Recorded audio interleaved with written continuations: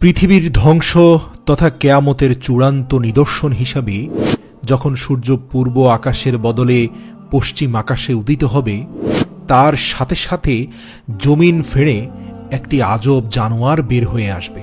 তখন থেকে তওবার দরজা একেবারেই বন্ধ হয়ে যাবে এবং সেই প্রাণীটি মুমিন এবং কাফেরদের মধ্যে চিহ্ন এঁকে দেবে এবং সে বলবে, আজ থেকে তওবার দরজা বন্ধ হয়ে গেছে।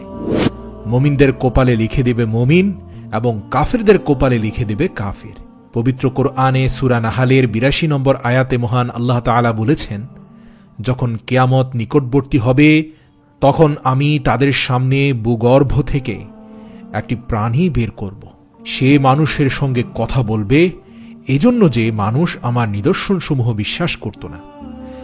ইবনে কাসির বলেছেন, আখিরি জামানায় মানুষ যখন নানান পাপ কাজে লিপ্ত হবে, মহান আল্লাহ তাআলার আদেশ পালন ত্যাগ করবে এবং দিনকে পরিবর্তন করে ফেলবে, তখন মহান আল্লাহ তাআলা তাদের সামনে এই জন্তুটি বের করবেন। মুহাদ্দিসগণ বলেন, সেই প্রাণীটি বের হয়ে অবিশ্বাসীদেরকে বলতে থাকবে, তোমরা তো কেয়ামত বিশ্বাসই করতে না। আফসোস, আজ সে সময় চলে এসেছে এবং আমিও বের হয়েছি। মুসনাদে আহমেদের আরেকটি হাদিস থেকে পাওয়া যায়, এই দাব্বাতুল আরদ নামের প্রাণীটি সকলের নাকেই দাগ লাগিয়ে দেবে, এমনকি এক ব্যক্তি আরেক ব্যক্তিকে নাকের দাগওয়ালা বলে সম্বোধন করবে।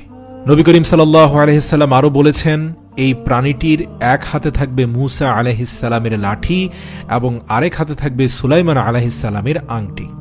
মূসা আলাইহিস সালামের লাঠি দিয়ে মুমিনদের চেহারাকে সে উজ্জ্বল করে দেবে, আর সুলাইমান আলাইহিস সালামের আংটি দিয়ে কাফেরদের নাকে দাগ কেটে দেবে।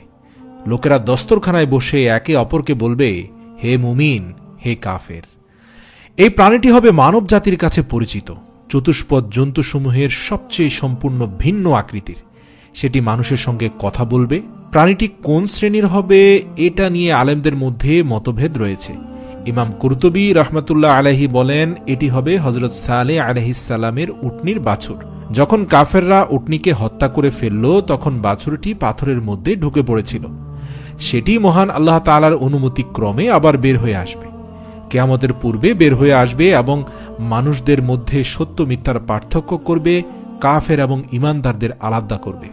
তো যাই হোক, কিছু কিছু মুহাদ্দিসগণ তার এ বর্ণনাকে অগ্রহণযোগ্য বলেছেন।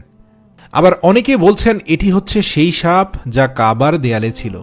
কুরাইশরা যখন কাবা ঘর নির্মাণ করার ইচ্ছা পোষণ করল, তখন সাপটি তাদের নির্মাণ কাজ শুরু করতে বাধা হয়ে দাঁড়িয়েছিল।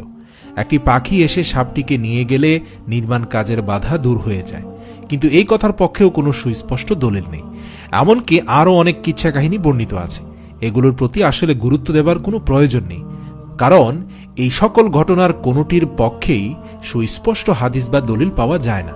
শায়েখ আহমদ শাকের মুসনাদ আহমেদ এক ব্যাখ্যায় বলেছেন, কোরআনের আয়াতে সুস্পষ্ট আরবি ভাষায় বলা হয়েছে এটি হচ্ছে দাব্বাতুল আরদ, অর্থাৎ দাব্বা অর্থ অত্যন্ত সুস্পষ্ট, কোনো প্রকার ব্যাখ্যার প্রয়োজন নেই।